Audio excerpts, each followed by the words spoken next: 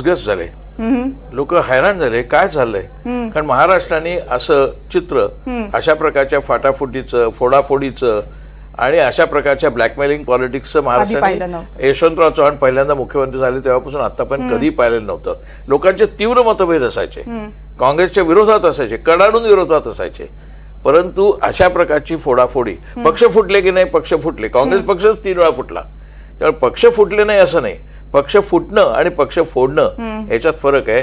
पक्ष फोडल्यानंतर ज्या प्रकारची वाताहत राजकारणाची झाली त्यामुळे लोकांना एक डिस्गस्ट तयार झाली, त्या डिस्गस्टच्या विरोधातले मतदान आहे. आणि मोठा परिणाम दिसतोय शेअर मार्केटवर. सरकारी कंपन्यांच्या शेअर्सची प्रचंड मोठी विक्री सुरू झालेली आहे. भाजपला बहुमत मिळत नाहीये, बाजार कोसळलाय. सेन्सेक्स जवळपास 1,500 अंकांनी खाली आलेला आहे. सेन्सेक्सवर प्रचंड मोठा परिणाम सकाळपासून पाहायला मिळतोय. सेन्सेक्स 4,000 अंकांनी गडगडलाय. माफ करा, सेन्सेक्सचा 4,000 अंकांनी गडगडलाय. निफ्टी 1,500 अंकांनी गडगडलाय. सुरुवातीपासून जेव्हा पहिले कल यायला सुरुवात झाली होती तेव्हापासूनच मार्केटवर परिणाम दिसायला सुरुवात झाली होती. आता जे आकडे समोर आले त्यानुसार निफ्टी 1,500 अंकांनी तर सेन्सेक्स जवळपास 4,000 अंकांनी खाली कोसळताना दिसतोय.